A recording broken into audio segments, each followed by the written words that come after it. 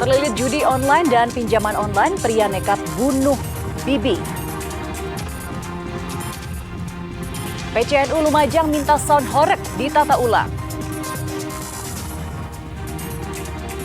Garuda Muda hajar Brunei 8 gol tanpa balas.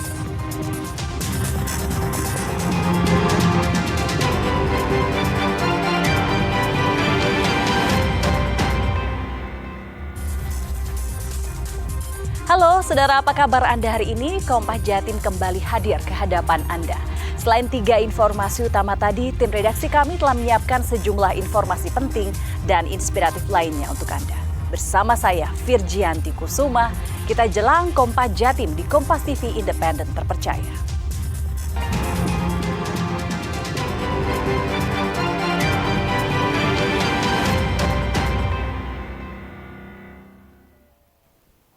Kita buka Kompas Jatim dengan berita pertama dari Surabaya.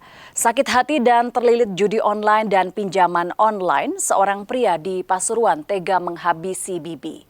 Selain sakit hati, motif pelaku juga ingin menguasai harta benda korban demi bisa membayar hutang.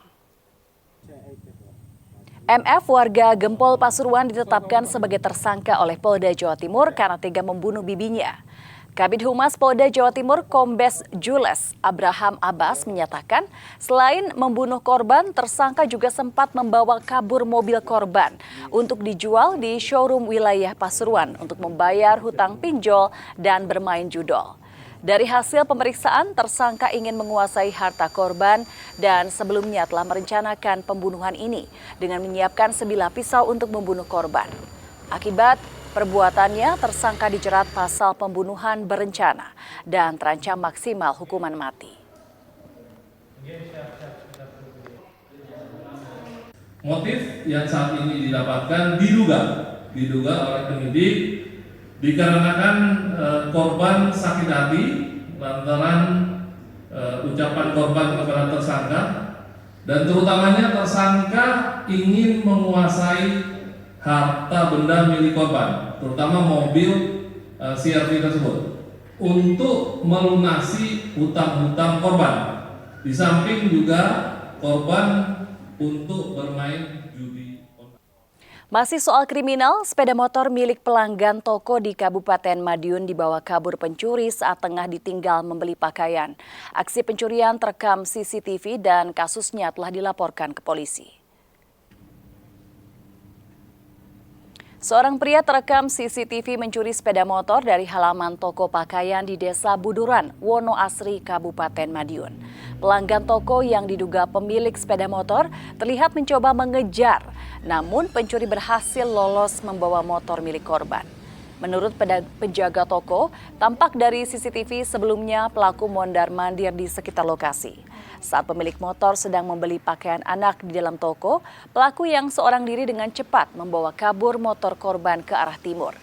Peristiwa berlangsung cepat karena saat kejadian kunci kendaraan masih dalam kondisi menancap. Kasus ini telah dilaporkan dan dalam penyelidikan polisi. Awalnya kan ada orang berkeliaran di sekitar toko. Dikiranya itu suaminya pembeli. Nggak taunya itu ngincar motor yang kontaknya masih ada di motor. Mbaknya ada di sini, terus ditinggal percakapan itu loh, terus motornya udah dinaikin itu. Mungkin langsung dikejar keluar itu ya? Iya, langsung teriak-teriak itu. Sorotan lainnya, satu lagi jenazah korban kapal tenggelam KMP Tunu Pratama Jaya dievakuasi pada hari ke-14 pencarian. Jenazah perempuan tanpa identitas itu ditemukan di perairan pantai Plengkung, Banyuwangi oleh nelayan setempat. Jenazah telah dibawa ke RSUD Blambangan untuk proses identifikasi tim DVI. Tim SAR gabungan kembali menemukan satu jenazah korban kapal tenggelam KMP Tunu Pratama Jaya. Jenazah ditemukan di perairan pantai Plengkung, masuk kawasan Taman Nasional Alas Purwo, Desa Kalipait, Kecamatan Tegal Dlimo, Banyuwangi. Nelayan setempat yang sedang melaut pertama kali melihat sosok mayat perempuan di sekitar blok Paranggedek. Setelah itu, temuan langsung dilaporkan ke pihak Polsek Tegal Dlimo. Jenazah dievakuasi menggunakan ambulans dan dibawa ke pos mortem RSUD Blambangan Banyuwangi untuk keperluan identifikasi oleh tim DVI Polda Jatim.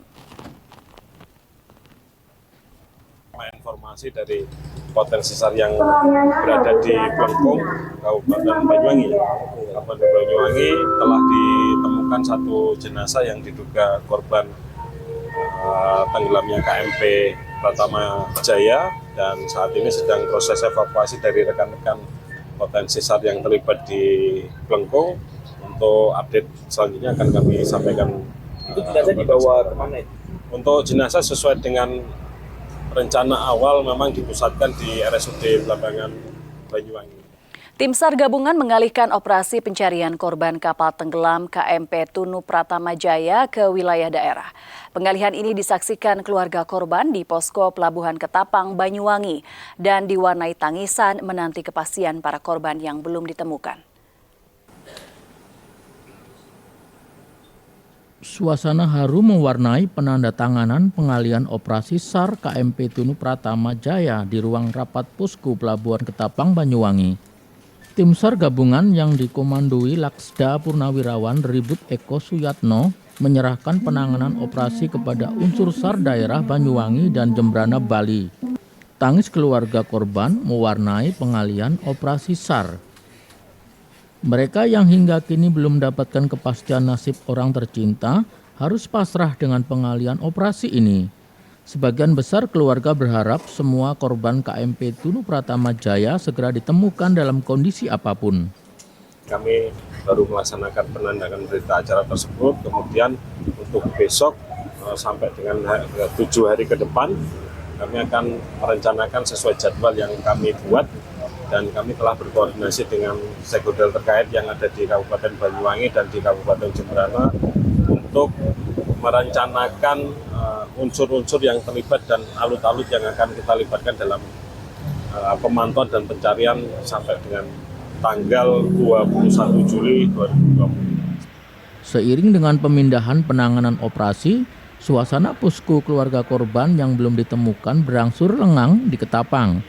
Tim SAR daerah dibantu nelayan setempat hingga 21 Juli 2025 mendatang terus melanjutkan pencarian korban yang masih belum diketahui keberadaannya. Rendra Farandika, Kompas TV Banyuwangi, Jawa Timur. Pengurus cabang Nahdlatul Ulama Kabupaten Lumajang, Jawa Timur meminta pemerintah daerah segera melakukan penataan atau adanya aturan teknis terkait dengan sound horeg. Hal ini penting karena bulan Agustus nanti akan ada banyak event karnaval yang biasanya menggunakan sound horeg.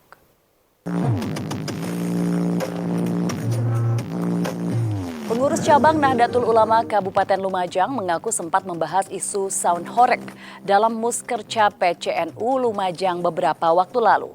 Intinya merujuk fatwa MUI Jawa Timur, PCNU Lumajang meminta segera pemerintah daerah agar segera membuat aturan secara teknis penataan sound horeg. Sebab event-event karnaval maupun sedekah bumi sudah banyak digelar di desa-desa. Sementara itu, Bupati Lumajang mengaku masih menunggu instruksi dari pemerintah Provinsi Jawa Timur untuk membuat aturan itu secara teknis.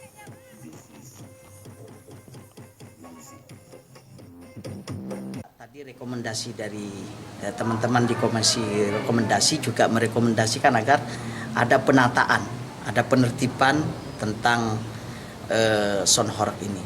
Mungkin ya nanti ada aturannya, ada SOP-nya, ada standarnya. Saya sedang menunggu karena di dalam klausul fatwa MUI itu ada menyampaikan bahwa agar pemerintah provinsi menghimbau, memberikan instruksi kepada pemerintah kabupaten kota untuk menindaklanjuti ini secara teknis. Tentu ini akan saya pelajari, dan sekali lagi, fatwa MUI tidak melarang total, tetapi membolehkan dengan syarat. Sebelumnya, Majelis Ulama Indonesia atau MUI Jawa Timur resmi mengeluarkan fatwa haram untuk sound horeg. MUI menilai sound horeg mengganggu ketertiban masyarakat, sehingga teknologi audio termasuk sound system bisa digunakan secara proporsional dan untuk kegiatan positif. Pernyataan ini disampaikan Sekretaris MUI Jawa Timur Hasan Ubaidillah yang menyatakan MUI Jawa Timur mengeluarkan fatwa haramkan penggunaan sound horeg karena dinilai banyak mudorotnya. Sejumlah hal yang diharamkan dalam penggunaan sound horeg, salah satunya penggunaan sound horeg dengan intensitas suara melebihi batas wajar yang mengganggu masyarakat.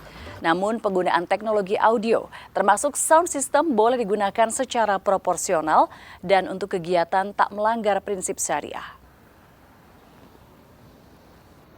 Fatwa yang dikeluarkan oleh Majelis Ulama Indonesia Provinsi Jawa Timur nomor 1 tahun 2025 itu mengatakan bahwa keberadaan sound horeg itu lebih banyak madorotnya daripada manfaatnya, sehingga dalam fatwa ini dikatakan haram.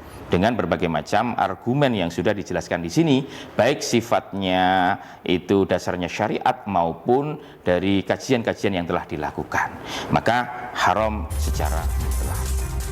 Garuda Muda hajar Brunei Darussalam 8 gol tanpa balas. Nantikan informasi selengkapnya usai jeda berikut. Tetaplah bersama kami di Kompas Jatim.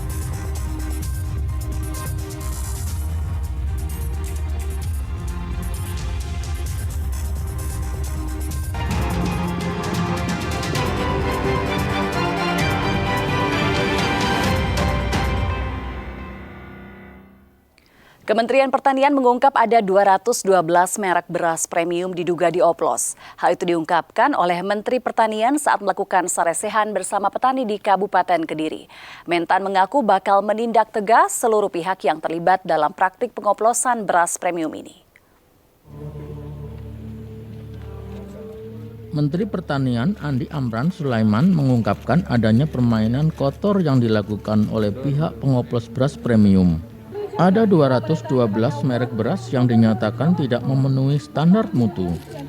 Satgas Pangan Polri telah melakukan pemeriksaan secara bertahap pada 10 Juli 2025 lalu. Menurut Andi Amran, ratusan merek beras itu telah mencampur jenis beras premium dengan beras biasa. Praktik mengoplos beras premium ini membuat kerugian negara senilai 99 triliun rupiah setiap tahun. 212 merek kami sudah menyurat ke Bapak Kapolri, kami juga sudah diskusi langsung, kontak langsung ke Pak Jaksa Agung. Sekarang ada Satgas Pangan, kami sama-sama sekarang, Brigjen Joko, beliau sudah periksa, ada 26 merek, sudah diperiksa tanggal 10 secara maraton. Dan kami yakin ini akan ditindak tegas. Kenapa? Merugikan konsumen kita 99 triliun, hampir 100 triliun setiap tahun. Menteri Pertanian berjanji akan memberikan sanksi seberat-beratnya kepada mereka yang melanggar aturan. Mentan meminta Polri dan Kejagung untuk membantu mengungkap semua sosok di balik praktik pengoplosan beras premium ini. Ismail Hasan, Kompas TV Kediri, Jawa Timur. Direktorat Jenderal PAUD Pendidikan Dasar dan Menengah meninjau pelaksanaan masa pengenalan lingkungan sekolah MPLS di Surabaya. Tinjauan tersebut guna memastikan pelaksanaan MPLS ramah dan berjalan baik. Dirjen Pendidikan Anak Usia Dini PAUD Nia Nur Hasanah bersama Wali Kota Surabaya Eri Cahyadi meninjau langsung pelaksanaan masa pengenalan lingkungan sekolah MPLS di TK Negeri Bung Karno, Surabaya. Peninjauan MPLS tersebut guna memastikan arahan Kemendikdasmen MPLS harus terus didorong untuk berjalan secara ramah, termasuk di jenjang PAUD TK berjalan dengan baik. Ini merupakan pintu gerbang, anak-anak tahu bagaimana sih lingkungan sekolah mereka yang baru. Jadi kita semua ingin memastikan bahwa MPLS ini benar-benar mendorong anak-anak merasa mereka dicintai, mereka diterima di lingkungan barunya, dan tentunya yang paling penting adalah menggembirakan. Sementara itu, pada MPLS di Surabaya kali ini menekankan 7 kebiasaan anak hebat, yakni bangun pagi, beribadah, berolahraga, makan sehat dan bergizi, gemar belajar, bermasyarakat, dan tidur cepat. Alfian Rahman, Kompas TV Surabaya, Jawa Timur. Saudara Menko PMK dan Menteri PPPA meninjau pelaksanaan cek kesehatan gratis pada ratusan siswa di Kota Malang. Pemeriksaan ini guna memastikan anak Indonesia menjadi generasi yang terlindungi dan sehat. 500 lebih siswa SD, SMP, dan SMA mengikuti cek kesehatan gratis di Universitas Negeri Malang. Pemeriksaan kesehatan dilakukan secara menyeluruh, mulai cek tensi, cek darah, sampai pengukuran tinggi badan. Selain cek kesehatan gratis pada siswa, kegiatan ini juga diisi dengan seminar yang diikuti oleh ratusan guru. Menko PMK Pratikno bersama Menteri Pemberdayaan Perempuan dan Perlindungan Anak PPPA Arifah Fauzi meninjau jalannya cek kesehatan ini dan berdialog dengan siswa langsung. Pratikno bilang cek kesehatan gratis pada siswa merupakan rangkaian menjelang peringatan Hari Anak Nasional 23 Juli mendatang. Melalui cek kesehatan ini, pemerintah memberi perlindungan maksimal pada anak agar menjadi generasi yang sehat dan memberantas aksi kekerasan pada anak. Adik-adik yang TK keliling di Jawa Timur ya. Jadi pertama adalah untuk pemeriksaan kesehatan gratis bagi para santri dan juga bagi anak-anak sekolah. Jadi sebagaimana tadi sudah kita lihat, UM juga menyelenggarakan untuk pemeriksaan gratis bagi anak-anak sekolah. Itu yang pertama. Yang kedua, memang ini adalah juga menjelang peringatan Hari Anak Nasional. Semua jenis kekerasan itu menjadi perhatian kita bersama dan menjadi kepedulian kita bersama.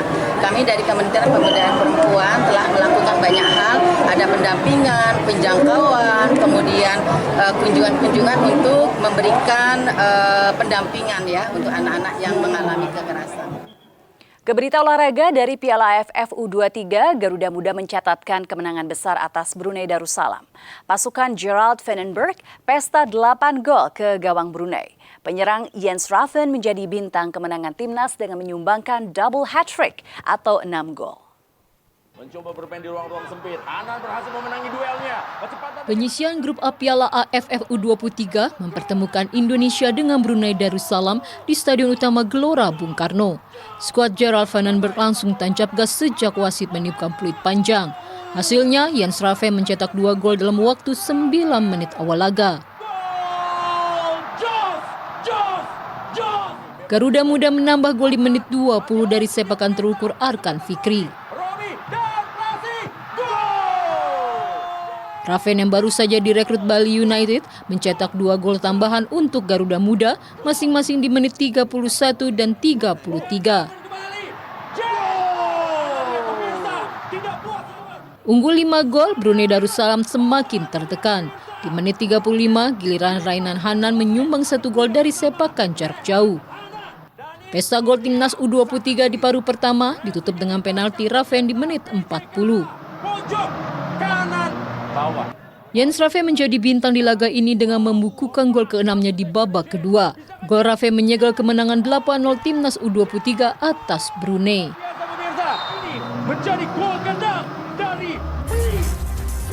Petani ciptakan kopi luwak tanpa musang. Nantikan informasi selengkapnya usai jeda berikut ini. Tetaplah bersama kami di Kompas Jatim.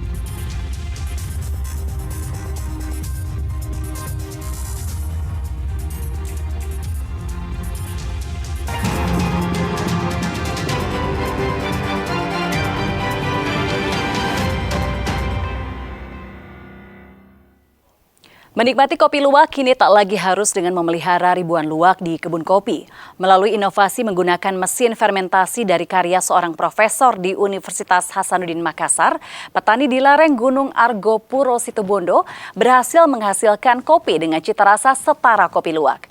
Dan informasi ini sekaligus menutup jumpa kita di Kompas Jatim hari ini. Jangan lupa saudara untuk menyaksikan live streaming kami di kompas.tv dan channel YouTube Kompas TV Jawa Timur. Kompas TV independen terpercaya. Saya Virgianti Kusuma. Sampai jumpa. Beginilah proses awal pengolahan kopi oleh kelompok Red Madran di Sumber Malang, Situbondo.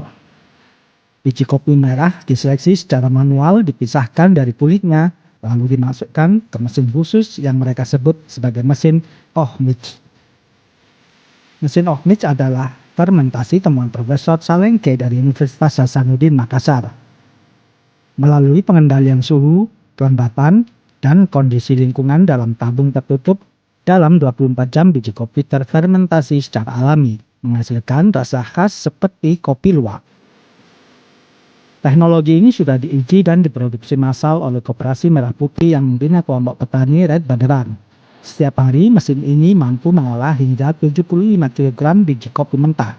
Hasilnya kopi yang diolah melalui fermentasi buatan ini mempunyai nilai grade 87, melampaui kualitas kopi luwak yang umumnya hanya bernilai 85. Dalam sekali produksi, nilai ekonomisnya setara memelihara 7.500 ekor luwak, tanpa resiko kesengsaraan hewan dan kontroversi lingkungan.